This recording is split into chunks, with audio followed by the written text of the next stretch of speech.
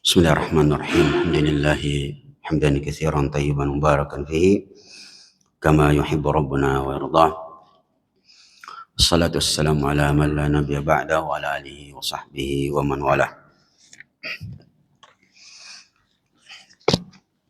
Yaqulu rabbuna tabaraka wa ta'ala fi muhkamit tanzil wa huwa asdaqul qailin. Ba'da a'udzu billahi minasyaitonir rajim. Ya ayyuhalladzina amanu taqullaha haqqa tuqatih wa la tamutunna illa wa antum muslimun. Allahumma salli ala Muhammadin wa ala alihi wa sahbihi wa sallam. Allahumma allimna bima yanfa'una wa anfa'na bima 'allamtana wa zidna ilman warzuqna fahman. Assalamualaikum warahmatullahi wabarakatuh. Alhamdulillah Bapak Ibu jamaah sekalian, kita memuji Allah Subhanahu wa taala. Subuh Jumat ini kita berkumpul kembali di masjid kita yang tercinta ini untuk kita sama-sama mempelajari petunjuk-petunjuk Allah dan Rasulnya Sallallahu Alaihi Wasallam. Untuk itu kita mengirimkan salawat dan taslim kepada Nabi kita, panutan kita, Nabi besar Muhammad Sallallahu Alaihi Wasallam. Allahumma shalli ala Bapak Ibu jamaah sekalian, insyaallah pada kesempatan subuh ini kita lanjutkan sedikit lagi beberapa hadis, satu atau dua hadis tentang berjamaah. Wa an Nabi Yazid ibn al-Aswad radhiyallahu anhu, diriwayatkan oleh sahabat yang mulia Aswad radhiyallahu anhu, beliau mengatakan annahu sallama ma'a Rasulillah sallallahu alaihi wasallam salat as-subhi. Suatu saat saya salat subuh bersama Rasulullah sallallahu alaihi wasallam, kata Yazid ibn al-Aswad radhiyallahu anhu. Walamma shalla Rasulullah sallallahu alaihi wasallam, ketika selesai melaksanakan salat subuh tersebut, idza huwa bi rajulaini lam yusalliyah fada'a bihima. Jadi setelah salam ke kanan dan ke kiri, beliau beristighfar. Beliau melihat ada dua orang sahabat cuma duduk-duduk saja, tidak ikut salat. Maka dipanggil oleh Rasulullah sallallahu alaihi wasallam. Faji'a bihima tar'udu fara'isuhuma. Maka kedua sahabat itu datang menghadap Rasulullah, duduk di depan beliau. Faqala lahuma ma mana'akuma an tusalliya ma'ana. Rasulullah dengan lembut kemudian mengatakan kepada kedua sahabat itu, apa yang menghalangi kalian berdua tidak salat bersama kami? Maksudnya, kenapa tidak sholat tadi? Nah, kita ini sementara sholat tadi, kau duduk-duduk saja. Maka kedua orang itu mengatakan, qad sallayna fi rihalina. Ya tabi Rasulullah, kami dalam perjalanan ke sini tadi sudah sempat sholat di jalan. Ya. Qala, maka Rasulullah mengatakan, fala taf'ala, jangan begitu. Kalau bahasa orang sekarang, jangan ya dek ya, begitu tak? Ya. Idza shallaituma fi rihalikuma thumma adraktumal imam walam yusalli fasalliya ma'ahum. Kalau suatu saat nanti lagi kalian sudah sholat di rumah atau di dalam perjalanan, lalu mendatangi masjid, lalu mendapati ada orang sholat, jamaah baru didirikan di situ, maka sholatlah bersamanya. Fa innahuma lakuma nafilah. Salatmu yang kedua itu, itulah yang akan mendapatkan pahala sunnah. Dari sini Bapak Ibu jamaah sekalian memberikan petunjuk. Yang pertama, dimakruhkan berdiri atau duduk-duduk saja di dalam masjid atau di luar masjid sana depan, sementara jamaah sedang melakukan sholat, makruh hukumnya. Kenapa? Karena dia akan mendatangkan fitnah. Ya, orang lain akan mengatakan, masjid apa itu? Kenapa orang sementara sholat di dalam, dia duduk-duduk saja di luar? Ya, itu maksudnya juga adalah kalau sholatnya baru berlangsung, artinya sholat berjamaah secara. Kalau jamaah berikutnya tentu sudah tidak lagi. Ya. Yang kedua pelajarannya adalah kalau begitu, kalau kita sudah sholat di luar, kemudian mau menuju masjid dan ternyata di situ baru sholat, maka agak menjauh sedikit, agak menjauh, ya mungkin di luar pagar. Kalau di sini itu agak dekat, apalagi di dalam. Orang sementara sholat berjamaah dia duduk-duduk saja, maka itu kurang baik. Yang kedua pelajaran dari hadis ini bahwa sah sholat orang di tempat selain masjid. Jadi melaksanakan sholat di selain masjid, maka itu sah. Orang sholat di rumah, di pasar, atau di mana saja, maka sholatnya sah. Hanya saja untuk laki-laki itu sangat disarankan untuk dia sholat berjamaah di masjid. Pelajaran berikutnya, Bapak Ibu jamaah sekalian, dan ini menjawab beberapa persoalan, bolehnya imam dan makmum niatnya berbeda. Boleh terjadi sebuah tindakan sholat berjamaah, imamnya niatnya lain, makmumnya lain. Imamnya berniat sholat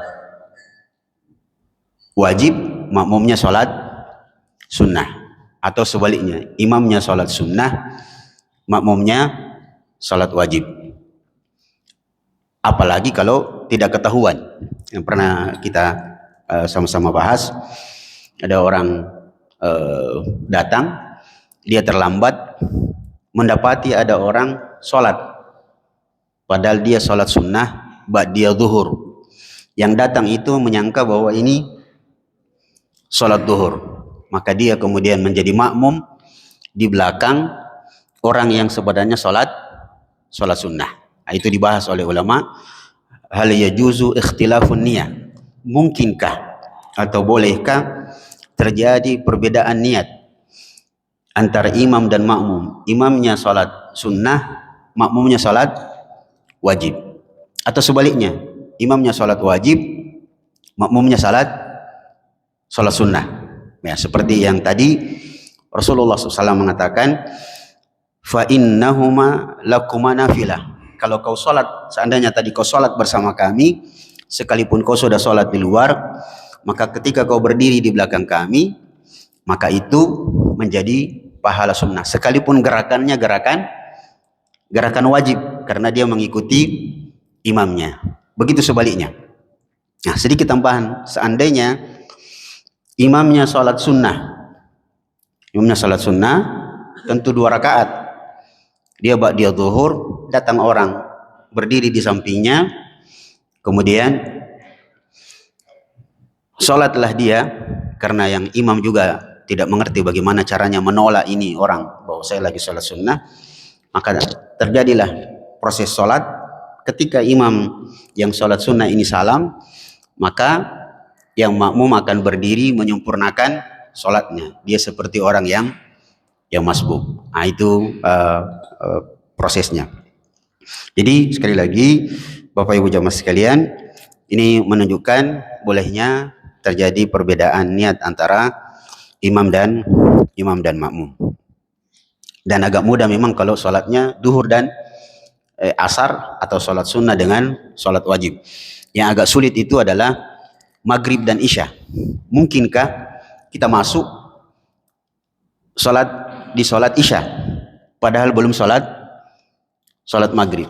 Sebagian ulama mengatakan, yang diberikan petunjuk oleh madhab Hambali, yang diperkuat oleh Syekhul Islam Ibnu Taimiyah dan diperkuat lagi oleh Majelis Ulama Saudi Arabia, kalau kita masuk sholat maghrib padahal di jamaah itu sholat salat Isya, apa yang dilakukan? Yang dilakukan adalah ketika di rakaat ketiga, imamnya bangkit rakaat keempat, kita tunggui imam turun sampai di rakaat keempat. Jadi imamnya 4 rakaat, jamaah yang lain 4 rakaat, kita 3 rakaat. Tapi itu jarang terjadi dan tidak usah dilakukan kalau di tempat-tempat yang orang tidak terbiasa dengan pengajian. Jadi ini sekedar hukum pelajaran, tetapi di tempat-tempat tertentu jangan dilakukan, ya, karena dia akan mendatangkan fitnah. Sama dengan, tidak apa-apa kita keluar sedikit, mengqadha salat, terutama setelah salat asar dan setelah salat subuh. Boleh mengqadha salat sunnahnya, tetapi sebaiknya mengqadhanya di rumah, jangan di masjid. Ya, dan Rasulullah ternyata berikan petunjuk, beliau salat sunnahnya di rumah, seperti yang pernah kita jelaskan. Nabi pernah setelah salat asar salat sunnah di rumahnya, di rumah Aisyah waktu itu. Aisyah mengatakan, wahai Nabi, saya kira kita tonji bilang tidak ada salat sunnah setelah asar. Maka Nabi mengatakan, ini bukan salat sunnah, bukan salat asar, bukan salat sunnah ba'diyah asar. Ini adalah ba'diyah zuhur yang tertunda tadi disebabkan setelah salat zuhur saya mau salat sunnah, ternyata banyak tamu. Saya layani tamu, ternyata sampai asar, bablas, kata orang Jawa, bablas sampai asar. Maka setelah salat asar saya mau ba'diyah zuhur, maka saya lakukan sekarang. Itu memberikan petunjuk boleh mengqadha salat sunnah sekalipun setelah salat yang terlarang untuk melakukan setelahnya, yaitu setelah salat asar. Tapi sebaiknya dilakukan di rumah. Begitu juga misalnya, andaikan tadi ini salat subuh, ya, Bapak jalan dari rumah belum salat sunnah qabliyah, sampai di masjid sudah hampir qomat, maka Bapak akan salat subuh, tapi berpikir setelah salam, belum Pak ini salat sunnah, apakah boleh diqadha salat sunnahnya? Boleh, tapi sebaiknya ke rumah. Tapi kalau masjidnya seperti ini sudah biasa mendapat penjelasan, maka boleh Bapak melaksanakan salat sunnah qabliyah subuhnya di masjid. Cari sudut-sudut masjid, supaya tidak dipandang orang ini salat apa lagi. Maka itu penjelasan. Itu hadis pertama, Bapak Ibu jamaah sekalian. Hadis kedua, dan cukup. Wa Nabi Hurairah radhiyallahu anhu qala,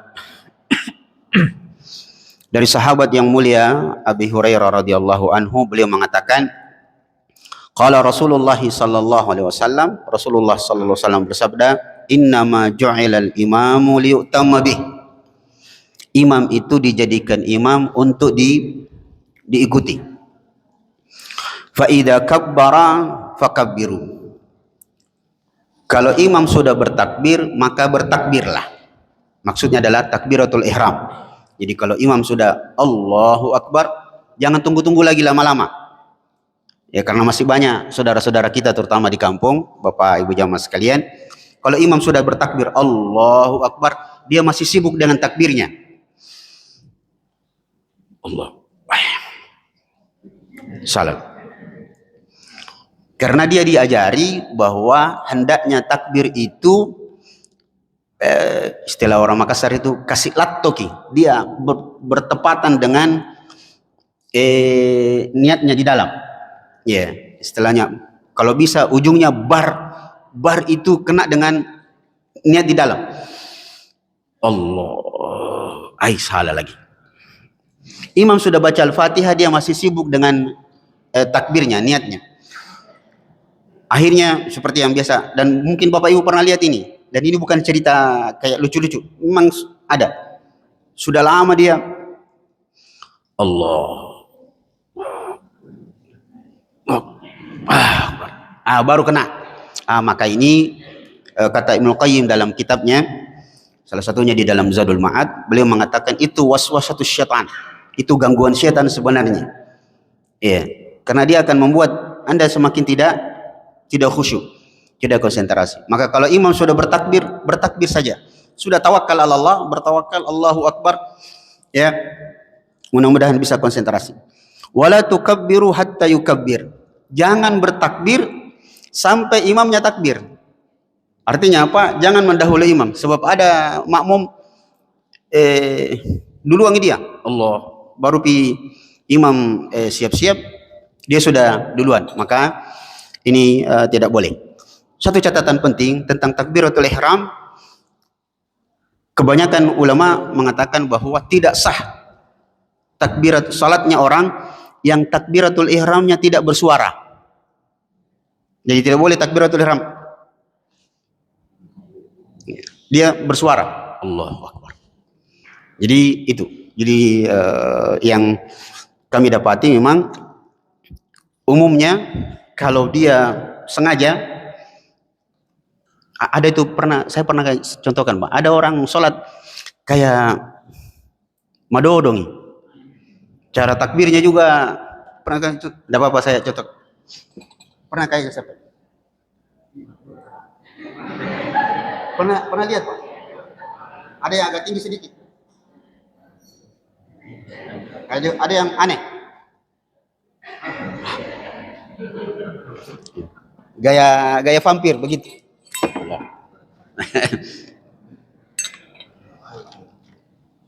yang takbir itu kita diajari cuma dua saja. Entah dekat telinga atau di dekat, jadi ini dekat apa lagi namanya? Pundak. Jadi begini atau di depan. Seperti orang menyerah.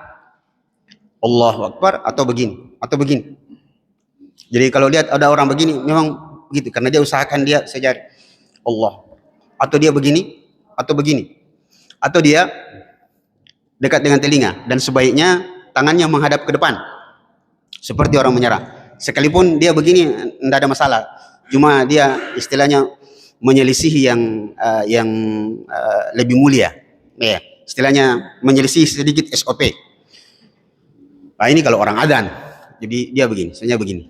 Tapi kalau begini, Pak, atau begini, nah itu kurang pas. Alhasil bahwa Rasulullah mengatakan wala tukabbiru hatta yukabbir. Jangan bertakbir sebelum imamnya bertakbir.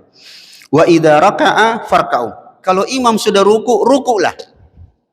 Imam sudah ruku, tapi masih ada sampai sekarang saudara-saudara kita, imamnya sudah jelas-jelas bertakbir ruku, dan rukunya sudah istilahnya tumaknina, dia masih asik menyelesaikan Al-Fatihahnya. Dan tidak sah kalau tidak selesai Al-Fatihah. Anda itu sedang sholat berjamaah, ikuti imam, ikuti imamnya. Makanya di awal kalimat Rasulullah mengatakan inna wa ju'ilal imamu liyutamma bih. Sudah selesai Al-Fatihah, Ustaz? Sudah selesai, ikuti imam, ya. Wala tarka'u hatta yarka. Jangan ruku sebelum imam ruku. Artinya jangan mendahului. Wa idza qala sami'allahu liman hamida. Kalau imamnya bilang sami'allahu liman hamida, maka ucapkanlah Allahumma rabbana lakal hamd. Dengan teks yang sedikit berbeda, rabbana lakal hamd atau rabbana walakal hamd, dan umumnya rabbana lakal hamd. Sami Allahu liman hamida itu cuma diucapkan oleh imam atau orang yang sholat sendiri. Sedangkan makmum, kalau makmum tidak mengucapkan Sami Allahu liman hamida, kalaupun ada yang berpendapat begitu, itu lemah. Yang benar adalah makmum mengucapkan Rabbana lakal hamd atau yang sejenisnya, Rabbana walakal hamd. Sebab ada juga ada beberapa orang yang saya kenal, dia bilang makmum juga Ustaz bilang Sami Allahu liman hamida. Saya bilang itu haknya imam, atau kalau kita sholat sendiri Sami Allahu liman hamida Rabbana walakal. Tapi kalau makmum, maka kita cuma mengucapkan Rabbana lakal hamd atau Allahumma Rabbana walakal hamd. Wa idza sajada fasjudu. Kalau imam sudah sujud, sujudlah. Wala tasjudu hatta yasjud. Jangan sujud sebelum imam sujud. Ini biasa. Tetapi ada di antara saudara kita, minta maaf Pak,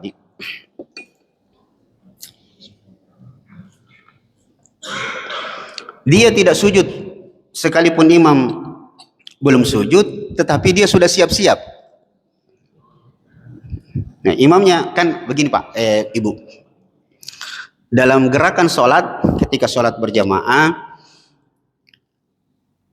ada riwayat dari Imam Az-Zuhri, Ibnu Syihab Az-Zuhri, beliau mengatakan, adraktu al-qaum, aku mendapati generasi setelah sahabat, itu tidaklah mereka sujud sampai tidaklah mereka bertakbir kecuali ketika jidatnya sampai di tanah, di lantai. Jadi dia akan bersujud ketika sudah bertakbir ketika jidatnya sampai di tanah, dan makmum akan mengikuti itu. Nah, imam dekat rumah kami, di masjid kami itu, dia nanti akan bertakbir kalau sudah sampai. Nah, ada makmum tidak mau ketinggalan. Jadi kalau imam sudah bergerak, padahal belum bertakbir, dia sudah siap-siap Pak. Jadi dia di belakang begini, dan biasa ada di samping saya. Jadi kalau imam sudah turun di situ, dia merasa bahwa dia harus sudah turun. Tapi karena sudah pernah dengar penjelasan bahwa jangan turun sampai imam bertakbir, dia begini Pak, siap-siap. Nah itu tidak perlu sebenarnya, tidak perlu. Ya. Jadi dia khawatir. Ya, imam itu sengaja melakukan gerakan itu dengan riwayat yang datang dari Nabi supaya makmum tidak mendahului. Tetapi dia berpikir memang iya supaya tidak mendahului, tapi jangan sampai terlalu terlambat. Nah, itu pemikiran yang datang dari dia saja. Ya. Wa idza shalla qa'iman fasallu qiyaman. Kalau imamnya berdiri memimpin sholat, maka sholatlah dalam keadaan berdiri. Wa idza shalla qa'idan fasallu qu'udan ajma'in. Kalau imamnya sholat duduk, dia memimpin sholat duduk, maka duduklah kalian. Sekali lagi sebagai tambahan penjelasannya, kalau kita sholat berjamaah, imamnya berdiri, maka kita wajib berdiri, kecuali yang udzur. Boleh dia sholat duduk. Dan sholat duduk, Bapak Ibu jamaah sekalian, kayaknya pernah kita jelaskan di sini. Sholat duduk itu dua macam. Yang pertama duduk di atas lantai, yang kedua duduk di atas kursi. Sholat duduk di atas lantai tiga macam cara duduknya. Yang pertama duduk bersila, duduk bersila seperti beliau ya. Yang kedua adalah seperti duduk tasyahud pertama, iftirash. Nah, itu biasa. Yang ketiga selonjoran. Apa bahasa Makassar? Selonjoran seperti ini Pak, dijulurkan kakinya ke depan. Itu tiga bentuk salat duduk di atas lantai. Cuma yang ketiga ini orang Sulawesi kebanyakannya, orang-orang tua kita dulu mengatakan tidak baik itu. Ditendangi bede anua, ditendangi kiblat kah? Bahkan duduk-duduk saja dia tidak bolehkan kalau kita selonjoran ke depan. Padahal itu boleh. Dari tiga bentuk sholat duduk di atas lantai, yang paling afdal adalah duduk bersila, dan itulah duduk paling berwibawa. Adapun sholat duduk di atas kursi, ini perlu kita sedikit, apa Bu ya, sedikit panjang. Duduk di atas kursi, maka untuk menentukan lurusnya shaf, maka yang dipakai adalah kaki kursi yang bagian belakang, ditempatkan di garis, bukan kakinya orang itu yang ada di depan di garis. Kalau kakinya yang di depan di garis, maka kaki kursinya pasti mengambil tempat di belakang, dan resikonya menghalangi orang di belakangnya. Itu sedikit tambahan. Itu kalau imamnya berdiri, maka makmum harus berdiri kecuali yang udzur. Tapi kalau imamnya sholat duduk, maka semuanya wajib duduk. Semuanya wajib wajib duduk, tidak boleh berdiri. Tapi itu tidak pernah terjadi di sini, Pak. Ya, pernah terjadi imam duduk? Belum pernah, dan hampir tidak, sulit terjadi karena rata-rata orang kalau sudah dia tidak sanggup berdiri pasti dibilang yang lain mau jadi imam. Ya. Tapi itu disebutkan Nabi untuk mengajarkan kepada kita bahwa suatu saat akan ada yang begitu, akan ada. Karena ada orang, Pak, jadi imam tidak mau diganti. Ya, dia merasa sepuh di situ, dia orang yang ini, ya, dia pokoknya saya yang imam. Nah, maka ikuti semua. Itu disebutkan oleh Nabi kita sallallahu alaihi wasallam. Ya, saya kira ini dua hadis yang bisa jadi pengantar untuk kita. Alhasil bahwa Rasulullah sallallahu alaihi wasallam memberikan kita petunjuk untuk kita beribadah dengan sebaik-baiknya. Sisanya kita berdiskusi, siapa tahu ada hal-hal yang perlu kita diskusikan. Wassallallahu ala Muhammadin wa ala alihi wa sahbihi wasallam. Assalamualaikum warahmatullahi wabarakatuh. Ada yang perlu kita? Iya, Pak, iya. Terima kasih. Waalaikumsalam. Kajian kita pada sebuah ini sangat bermanfaat buat kita semua. Iya, Pak. Alhamdulillah.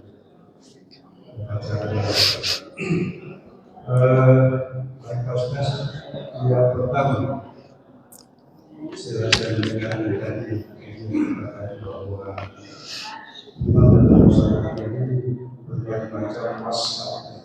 Iya, Pak. Setelah kita melihat di dalam sholat itu, cara akhir saja berbagai macam. Iya. Ada yang meletakkan tangan kita, bahkan ada yang sama sekali menasihati. Baik. Kaitannya dengan ini Pak Ustaz. Saya kira apakah ada pengaruhnya dengan kekhususan kita di dalam sholat.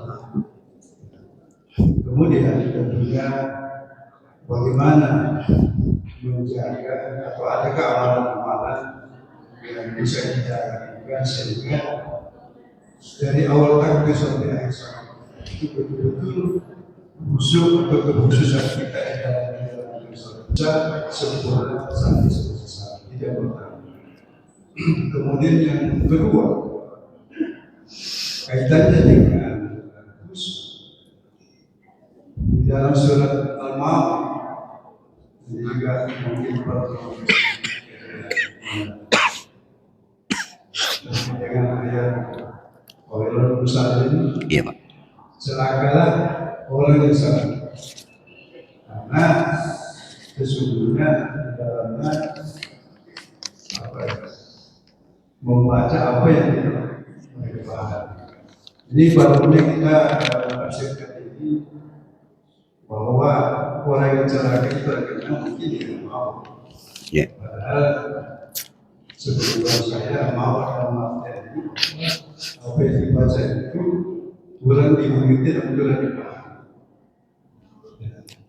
Sehingga mungkin sama Ustaz kalau bisa ini sedikit berasa dengan ayat surat Al-Ma'un.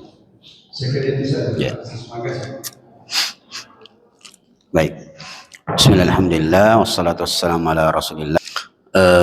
Yang pertama mungkin kita mundur sedikit. Di manakah sebenarnya tangan ini diletakkan setelah takbiratul ihram? Umumnya ulama-ulama di Indonesia menyebutkan di atas dada. Ya. Berarti dada di sini. Ya. Entah pegangnya telapak tangan atau pergelangan atau di bagian yang ini, dan kebanyakan yang ini. Agak capek memang kalau di sini, ya. Ya di sini. Tetapi tidak ada satu hadis pun yang apa bahasa Indonesianya, sharih, yang lebih tegas di mana wajibnya meletakkan tangan ini. Yang jelasnya umumnya yang banyak adalah di atas dada, di atas dada. Kemudian seluruh ulama mengatakan di atas dada itu maksudnya tidak mesti pas di dada. Jadi di bawah sedikit. Dan ternyata memang ada perbedaan rasa. Kalau dia terlalu di atas, dia agak seperti memang dia lebih tegas, tetapi bisa memunculkan terlalu kuat, terlalu super power. Maka dia disuruh turunkan sedikit, kira-kira di dekat ulu hati ini, Pak. Nah, jadi kira-kira di sini, dan boleh di sini, ini di dada, atau dia turun sedikit.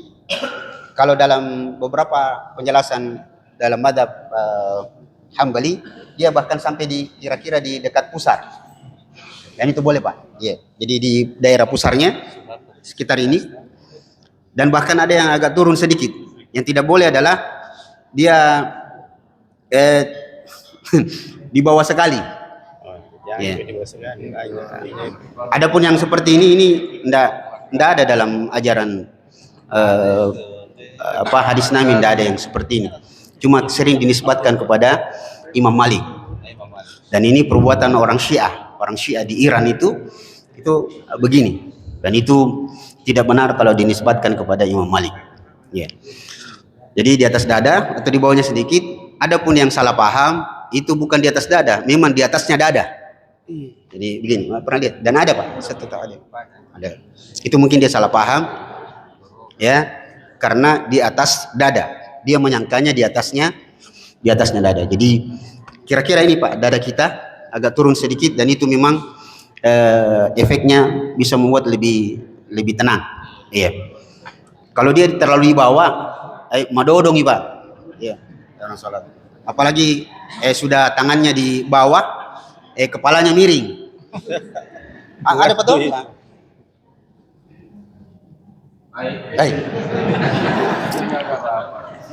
Kalau istilahnya kalau sholat yang berhadapan dengan Allah, orang saja berhadapan dengan dengan pejabat, tidak mungkin kita berdiri dodong begitu. Dan pernah lihat ada orang salat begini? Ada. Ini lagi orang bicara dengan temannya, baru mungkin dia siap-siap untuk menangis. Satu lagi, Pak, pernah lihat orang sholat taruh tangannya di sini? Ya. Itu kemungkinan ada filosofi yang dia bawa, bahwa siap-siap ada pedang di sini. Tapi saya mau cerita kembali, Pak, Ibu. Mungkin saya pernah sampaikan di sini kisah tentang tokoh Muhammadiyah dulu, namanya Pak A.R. Fakhruddin, pimpinan PP Muhammadiyah sebelum Amin Rais. Ya. Pernah saya cerita. Jadi pernah ada orang datang kepada beliau, bilang, Pak Yai mau nanya, katanya. Kata Pak Yai, silakan, monggo, katanya. Pak Yai, boleh enggak saya sholat? Begini caranya. Allahu Akbar, lalu taruh tangan di sini. Boleh enggak, Pak Yai? Kata Pak Yai, boleh. Boleh, Pak Yai, boleh. Terus orang itu pergi. Enggak lama kemudian dipanggil lagi. Sini sebentar. Tadi kamu nanya apa? Nampaknya Pak Kiai dari dulu begitu. Semua kiai kayaknya begitu. Dia sengaja untuk kasih dulu kesempatan, kemudian nanti dijelaskan lagi. Dan Nabi pernah begitu. Dipanggil lagi. Tadi kamu nanya apa? Itu, Pak Yai. Saya kalau sholat boleh enggak begini? Allahu Akbar. Taruh tangannya di sini. Kata Pak Yai, boleh. Oh, boleh, Yai. Boleh. Kalau dadanya di situ. Boleh. Kalau dadanya di situ. Dan itu nampaknya mengajarkan kepada kita cara yang lembut untuk orang berpikir. Kalau kayak gaya kita orang Sulawesi, bukan di situ tolong. Di dada. Tapi dia kan bagus. Dia ngajak orang berpikir. Boleh. Kalau dadanya di situ. Itu berarti memang dari dulu Pak Kiai kita di Indonesia itu lebih condong kepada meletakkan tangan di atas dada. Kemudian yang kedua, kiat-kiat khusyuk. Saya sebenarnya agak khawatir menjawab karena yang namanya sholat khusyuk itu susah sekali Pak. Kalau ada orang di antara Bapak Ibu sholat 100% khusyuk, itu sudah istimewa, itu tingkat dewa itu Pak. Tetapi kita tetap belajar, sebab minimal kalau tidak khusyuk 100%, minimal kita dekat-dekat ke situ. Iya. Yang pertama, selalu dianjurkan jangan menuju tempat sholat dalam keadaan sudah menyibukkan diri. Ya, jangan menyibukkan diri. Salah satunya adalah menonton. Jadi jangan terlalu banyak kita lihat, ya. Kalau mau pergi sholat, terutama bapak-bapak yang berangkat dari rumah, itu diusahakan sudah berwudu dulu, kemudian berjalan dalam keadaan tenang menuju masjid. Jangan sampai ada rencana. Pertama, terlalu banyak dilihat, itu akan gambar-gambar yang kita lihat sebelum sholat akan masuk. Dia akan terekam. Saya pernah cerita di sini Pak. Saya pernah satu kali waktu Indonesia lawan Malaysia, kayaknya sepak bola Pak. Itu mainnya setelah tendangan penaltinya itu ketika subuh sudah azan. Itu istri saya bilang, ini anak sama bapak tidak pergi sembahyang, nah sudah azan. Aku bilang, aku tahu jadi depan itu 20 menit. Jadi dekat rumah Pak, di sini kan 15. Kalau di rumah itu 20 menit. Jadi saya asik nonton. Pas yang satu tendangannya itu tidak masuk Pak. Penaltinya tidak masuk. Apa yang terjadi? Saya pergi sholat. Itu gambar tendangan itu, tendangan penalti itu masuk Pak. Kaki saya ikut bergerak. Jadi itu gambarnya itu begini. Mati nih. Imam baca ayat saya salah. Jadi itu yang pertama. Yang kedua, jangan merencanakan sesuatu. Jangan merencanakan sesuatu. Dan saya, ini Pak pengalaman saya secara pribadi. Saya pernah suatu saat mau pergi di masjid. Sudah siap-siap, sudah rapi. Uminya di rumah bilang, beli saya dulu di luar gula. Kalau saya tidak salah, gula dia bilang. Gula. Dia Anda sebut 1 kilo atau setengah kilo. Dia cuma kasih uang. Ini uang. Peganglah. Sampai di masjid, qomat. Sudah, sholatlah. Allahu Akbar.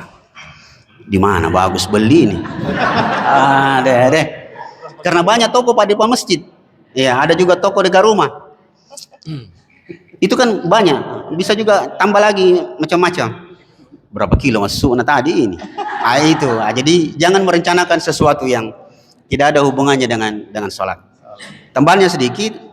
Atau itulah sebenarnya kenapa dalam hadis Nabi mengatakan idza quddimal asya, ya, saya lupa teks hadisnya. Kalau makan malamnya sudah tersedia, maka makan saja dulu sebelum sholat. Jadi dahulukan makan sebelum sholat supaya bayangan makanan itu tidak masuk, kecuali orang yang kuat. Kalau dia tidak terlalu peduli dengan makanan, maka silahkan sholat saja dulu, nanti makan di belakang. Tetapi kalau bisa terganggu, misalnya tidak terlalu lapar ya, tapi kita tahu tadi di prasmanannya itu ada steak, ada lobster, segala macam. Allahu Akbar. Banyaknya tadi, tapi banyak anak-anak juga. Itu seperti itu. Kemudian tambahannya, ini berkenaan dengan sholat sendiri. Ulama-ulama kita mengatakan kalau sholat sendiri di rumah, sholat sunnah atau apa segala macam, jangan sholat di ruangan terlalu terang, jangan juga terlalu gelap. Ya, dia dikasih redup-redup sedikit. Ya, remang-remang Pak. Ya itu dia seperti itu. Kemudian, nah ini masuk ke intinya bahwa usahakan bacaan sholat itu ya kita pahamlah artinya, paham maknanya. Nah itu akan menambah kekuatan khusyuk di dalam sholat. Itu yang saya ingat Pak. Alhasil bahwa ketika kita mendirikan sholat, memang selalu kita diajari untuk berdoa supaya kita bisa fokus. Paling terakhir, hubungannya dengan pertanyaan Bapak, kita bicara hukum. Apakah orang yang sholat tidak khusyuk itu batal sholatnya? Tidak. Yang batal sholat adalah ketika tumaknina hilang. Apakah khusyuk bagian dari tumaknina? Betul, khusyuk bagian dari tumaknina, tapi dia berbeda. Khusyuk itu lebih berkenaan dengan hati, sedangkan tumaknina berkenaan dengan gerakan, lebih banyak hubungannya dengan gerakan. Jadi tumaknina itu kalau dia sholatnya Allahu Akbar, Allahu Akbar, Allahu Akbar, seperti yang sholat tarawih 23 rakaat selesai dalam 8 menit, itu pasti bisa dipastikan tidak sah sholatnya karena tidak ada tumakninanya. Apa dalilnya bahwa orang yang sholatnya tidak khusyuk tetap sah? Itu dalilnya dua. Yang pertama dilakukan oleh Nabi sendiri dan ternyata ada hikmahnya. Pernah Nabi sholat di kamar Aisyah, ya karena Aisyah masih muda. Karena masih muda, gordennya ternyata ada beberapa gambar. Nabi pernah sholat terganggu dengan gambar yang ada di gordennya Aisyah. Akhirnya beliau mempercepat sholatnya. Itu juga sekaligus jawaban. Kalau kita sholat dan sholatnya sendiri atau jadi imam lalu tidak khusyuk dan susah sekali khusyuk, maka jangan dibatalkan sholatnya, dipercepat saja. Dalam riwayat yang lain ada seorang sahabat, saya lupa namanya, diutus oleh Nabi untuk menjadi imam di sebuah kampung. Ketika dia memimpin sholat, bacaannya dengan surah yang pendek. Selesai sholat, protes ke jamaahnya. Dia bilang, kenapa bisa ada utusannya Nabi baca ayat pendek sekali? Pendek sekali. Tidak begitu ceritanya. Akhirnya sahabat ini mengatakan, menjawab, hal naqastu fi arkaniha, apakah ketika tadi saya memimpin sholat ada yang kurang rukunnya, ada yang kurang wajib-wajibnya? Katanya tidak, sempurna. Maka beliau mengatakan, kalau begitu sah sholatnya. Itu stresinya, sah sholatnya. Lalu beliau menjelaskan, tadi itu saya memimpin sholat banyak masuk gangguan, maka saya pun mempercepat bacaan sholat.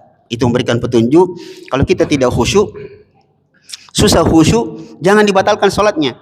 Justru nanti tidak selesai-selesai, dipercepat saja bacaannya dan gerakannya. Mungkin yang biasanya 3 kali kita baca 2 ruku atau sujud, maka dibaca 1 kali supaya cepat selesai. Itu salah satu caranya. Jangan berfokus untuk khusyuk akhirnya tidak khusyuk. Itu gangguan sebenarnya. Maka sholat saja seperti biasa. Apalagi kalau sholat sendiri atau jadi imam, terganggu, percepat. Dan itu ternyata solusinya. Begitu kira-kira Pak. Ya, Allah Allah. Baik, ya. Masih Cek. Ya, bisa 5 menit. Cek. Assalamualaikum warahmatullahi wabarakatuh. Waalaikumsalam warahmatullahi. Saya pernah ikut salat jamaah di salah satu masjid, kebetulan salat Isya. Dan setelah salat, imamnya kebetulan masih muda. Ada seorang orang tua yang memanggil imam tersebut. Orang tua tersebut memberi nasihat kepada imamnya bahwa bacaan yang kamu baca sebelum sholat tadi itu bukan rukun sholat, karena bacanya panjang sekali, bukan rukun sholat, bukan bagian daripada rukun sholat. Itu misalnya sawu sufu panjang sekali. Yang kedua, itu kan memberi pengertian aba-aba kepada jamaah. Tapi kalau kamu bahasa Arab semua yang sepanjang itu, yakinkah kamu bahwa makmum itu paham, mengerti apa yang kamu ucapkan? Saya cuma dengar seperti itu saja. Kemudian saya juga pernah berjamaah di salah satu masjid lain. Itu imamnya pada sujud terakhir terlalu lama. Setelah sholat, ada salah satu jamaah yang mengeluh, katanya sesak napasnya. Bagaimana yang kedua kejadian tersebut, Ustaz? Terima kasih. Assalamualaikum warahmatullahi wabarakatuh. Bismillahirrahmanirrahim.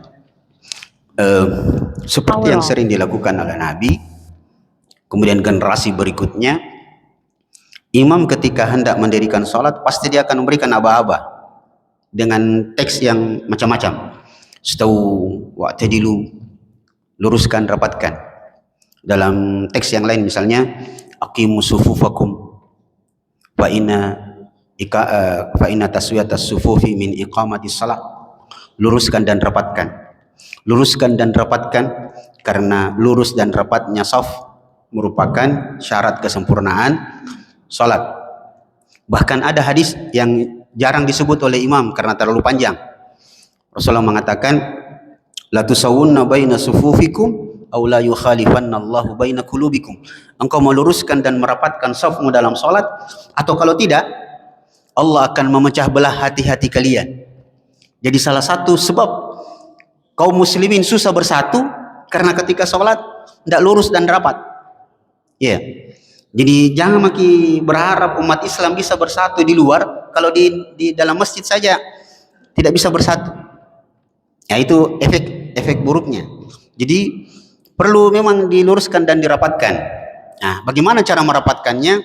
Yang diukur adalah tumit, bukan bagian depan kaki. Kalau bagian depan kaki pasti tidak lurus, karena tidak sama panjang kaki orang. Maka yang diukur adalah tumit, berada di garis. Itu cara meluruskannya. Nah, apakah ucapan itu berlebihan? Tidak. Memang seperti itu. Nah, sayangnya kita ini memang lebih mau mendengar perintahnya pimpinan barisan daripada Pak Imam. Gitu. Kalau pimpinan barisan apa itu? Siap gerak. Didengar gitu, Pak. Istirahat di tempat, gerak. Tapi kalau imam kok dong, luruskan dan rapatkan. Ada imam pernah, Pak, karena dia dengar riwayat bahwa Umar pernah sampai memegang pundaknya itu, sampai disebutkan pegang, ada yang meriwayatkan pegang pedang, tetapi yang benar adalah pegang tongkat. Ada itu tongkat komando namanya, itu kan ditusuk perutnya, lurus. Ada pernah imam mau lakukan itu, tapi dia tidak tusuk, Pak. Dia cuma bilang, tapi Pak, kasih rapa-rapa. Nah, bilang itu jamaahnya, makmum, kalau lurus mi sajadah aku. Jadi dia menganggap bahwa lurus itu dan rapat, kalau lurus rapat mi sajadahnya. Padahal yang disuruh rapat adalah kaki dengan kaki, pundak dengan pundak, atau paling minimal salah satunya. Karena memang susah dua-duanya, itu terlalu ideal. Kalau dua-duanya yang dipaksa untuk lurus, rapat. Karena tidak sama tinggi orang. Ada pernah orang sholat di samping saya, Pak, pundak saya ada di perutnya.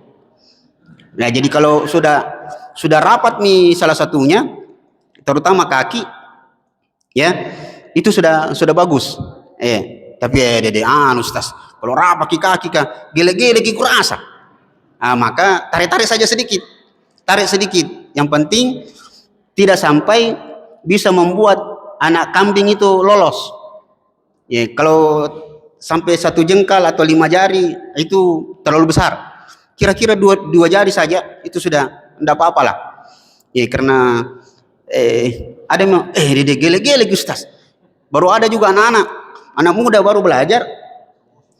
Begini sudah begini ini kaki ini satu gele-gele kina tarik kaki nak kejar ki, Pak. Nak kejar. Sekali marah itu ngapa mina injak ki. Apa mina. Jadi memang harus kita banyak belajar, tetapi ya itu tadi, bahwa kalau memang sudah seperti itu jamaah di samping kiri kanan kita, apa boleh buat? Yang minimal saja, tidak usah terlalu rapat. Kalau memang dia tidak mau, maka ditarik sedikit. Dia bilang, Ustaz, kalau terlalu rapat sebentar kita sholat sempit Ustaz. Akhirnya kalau kita sholat harusnya terbuka ini apa namanya, tangan ketiak kelihatan, jadi begini jadinya. Nah, itu kan risiko biasa di dalam sholat. Pak, itu pertama.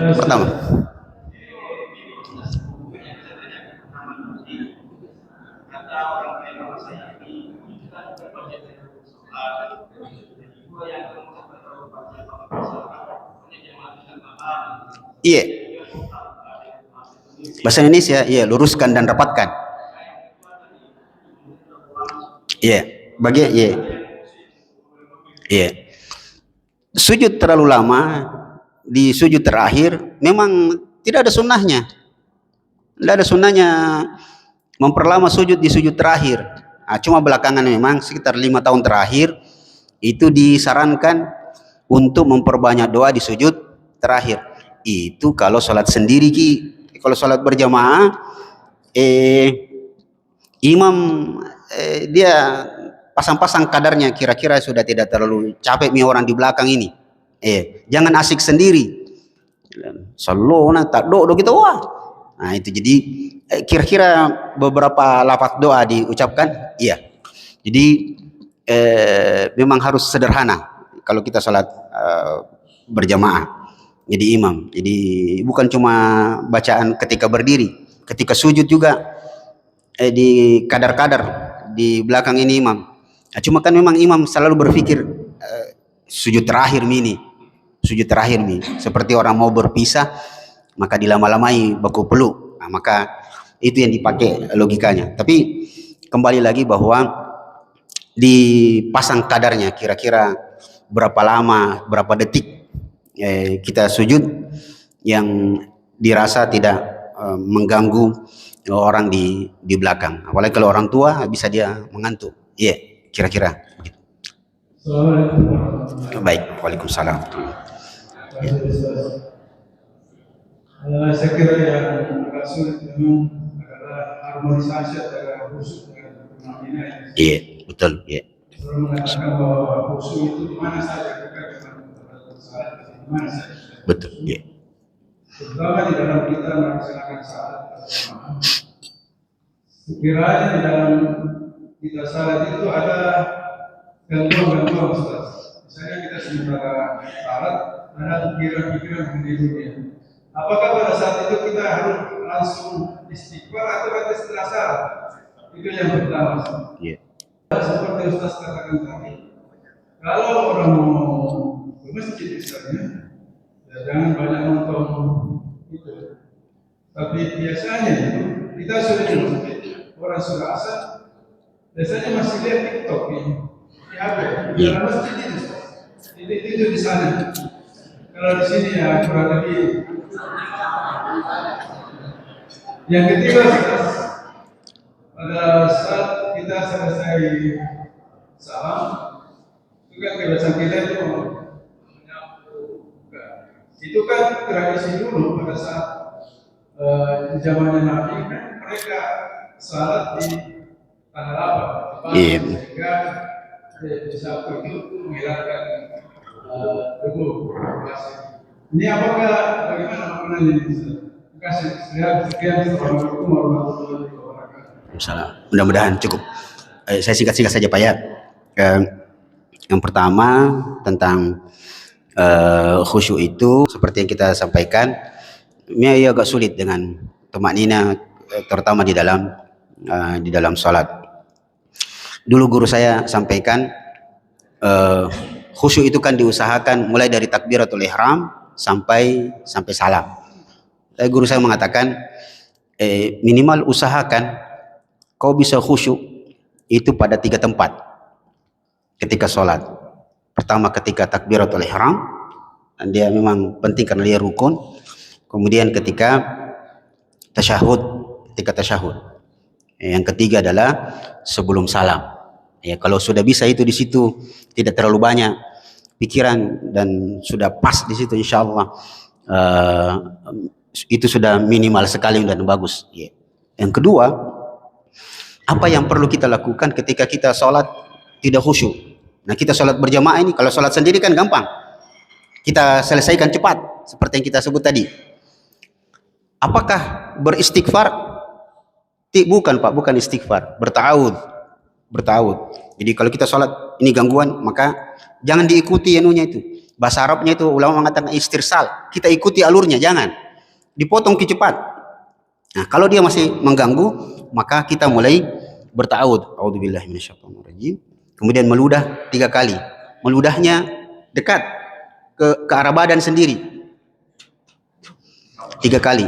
Jangan jauh Pak. Kalau jauh kena orang. Ya, dan meludahnya kayak gerimis. Itu sama ketika orang mimpi buruk. Kenapa disunahkan ketika terbangun karena mimpi buruk untuk bertaud lalu meludah 3 kali. Imam Al-Ghazali, saya tidak salah, di Ihya Ulumuddin beliau sebut bahwa ketika orang mimpi buruk lalu dia meludah, itu ludahnya sampai ke mukanya setan sebagai bentuk penghinaan, dan itu mirip dengan ketika kita salat. Jadi kita meludah itu karena kita mau menghina setan yang mengganggu kita, ya maka diludah. Seperti itu Pak. Nanti setelah salat kita beristighfar, itu fungsinya adalah untuk menutupi semua kesalahan-kesalahan dalam salat. Jadi itu hikmahnya kenapa setelah salam kita beristighfar, karena kita mengakui bahwa tidak sempurna salat kita. Adapun orang yang kalau pergi saya tidak suka nonton televisi, saya Ustadz memang tidak nonton TV tapi nonton YouTube atau TikTok, maka sebaiknya kalau sampai di masjid disimpan saja HP-nya Pak, nanti selesai sholat baru dipegang. Sebagai penutup, ini ada kisah, saya pernah sampaikan kisahnya. Ada Pak Kiai ditanya, dia bilang, Pak Kiai, bagaimana caranya itu supaya kita bisa khusyuk dalam sholat? Pak Kiai matanya tertuju pada tangannya yang ternyata pegang HP. Tapi pintar Pak Kiainya menjawab Pak, ketika ditanya bagaimana caranya supaya bisa khusyuk dalam sholat, langsung Pak Kiainya bilang, kau kenal Ronaldo? Dia bilang, iya, Ronaldo pemain bola ya, iya, yang apa gitu namanya, CR7. Kau kenal Ronaldo? Dia bilang, iya. Pemain jago tuh? Jago. Pernah kau lihat Ronaldo kalau masuk bertanding di lapangan dia bawa HP? Cerdas pakaiannya. Karena pernah kau lihat Ronaldo bawa HP masuk di lapangan? Dia bilang, tidak pernah ya. Kenapa? Ya supaya dia fokus bermain. Begitu juga kau. Kalau sholat kau jangan kau bawa HP. Minimal HP mau dimatikan, ketaruh di itu aja. Jadi itu Pak. Jadi jangan sementara antara qomat amami qomat ini dan salah sunnah jika tinggal 1 menit, daripada tidak ada dibikin, ambil HP-nya nonton sedikit. Jangan. Ini yang perlu kita revisi kembali Bapak Ibu. Rasulullah mengatakan antara azan dengan iqamah itu adalah waktu yang mustajab untuk berdoa. Upayakan di situ berdoa. Cuma kan biasa malu-malu orang. Masa berdoa kayak begini? Memang begitu. Berdiri saja sambil berdoa.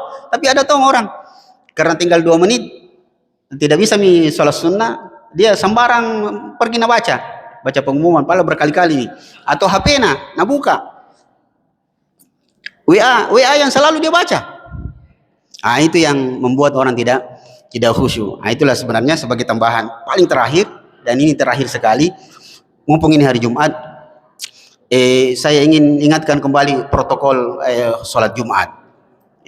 Sampaikan bahwa minta tolong bapak-bapak yang ada di masjid sekarang, kalau khatib sudah naik di atas mimbar, tolong matikan HP jangan bilang silent, pokoknya matikan karena sebentar memang tidak berbunyi tapi main-main di belakang itu mengganggu ustadz ceramah kok dong.